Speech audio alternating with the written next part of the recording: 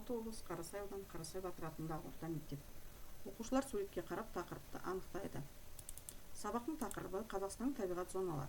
Оқу мақсаты Қазақстанның табиғат зоналары мен биіктік белдеулеріне салыстырмалы талдау жасайды.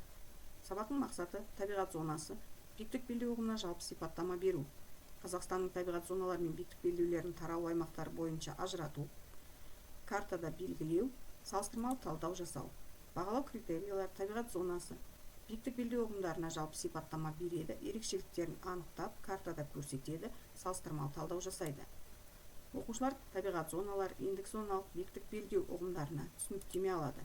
Табиғат зоналары ендік бағытта созылған және өсімдіктер құрамы, топырағы мен жануарлар әлемімен сипатталатын, жердің белгілі бір сипатын беретін ауқымды жерлер. Биіктік белдеулері таулы жерлерде ендік зоналық биіктік белдеулігіне ауысады. Биіктік белдеулігі таудың биіктігіне байланысты географиялық зоналардың заңды өзгеруі. Оның сипаты таудың биіктігіне географиялық орнына байланысты. Ендік зоналық климат пен географиялық ендіктің алмасуы. Жазық жерлерде табиғат зоналарының кезектесуі. Оқушылар Қазақстанның табиғат зоналары мен биіктік белдеулері туралы не білеміз деген сұраққа тапсырмаларды орындау арқылы жауап береді.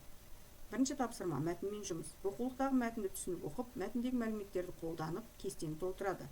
Табиғат зоналарының атауы, аумағы, жауын-шашын мөлшері, ауа температурасы және топырағы туралы мәліметтерді жазады. Білім алушы мәліметтердің өзектілігін сақтайды, түсінеді, креативті түсіндіру арқылы кестені толтырады. Тапсырма 2+1 тілек арқылы бағаланады. Табиғат зоналарын екінші тапсырмада сандық белгімен көрсетілген түстерге назар аударады. Түстерге назар аудара отырып, Қазақстан табиғат зоналары картасында түстер бойынша географиялық орнын анықтап, картамен жұмыс жасайды.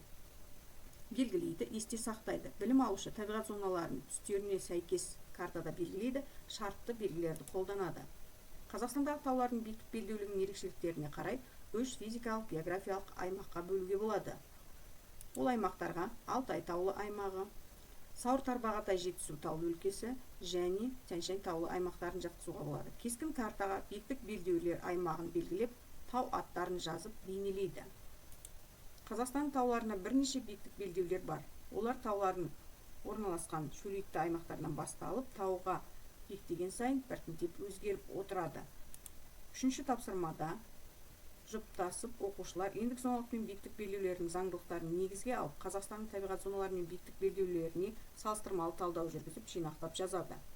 Оқушылар Вен диаграммасын пайдаланады және қосымша мәліметтерді қарастырады. Бағалау кезінде оқушылар тапсырмаларын бір-бірімен алмасады, бір-бірінің тапсырмаларын бағалайды. Рефлексия. Аяқталмаған сөйлемдер әдісін пайдаланамыз. Мен бүгін түсіндім, мен үшін бүгін қиын болғаны, мен келесі сабақта білгім келеді. Оқушы сөйлемді аяқтай отырып, сабақта қандай қиындықтарға туындаған және қаншалықты меңгергенін айтады. Назарларыңызға рахмет.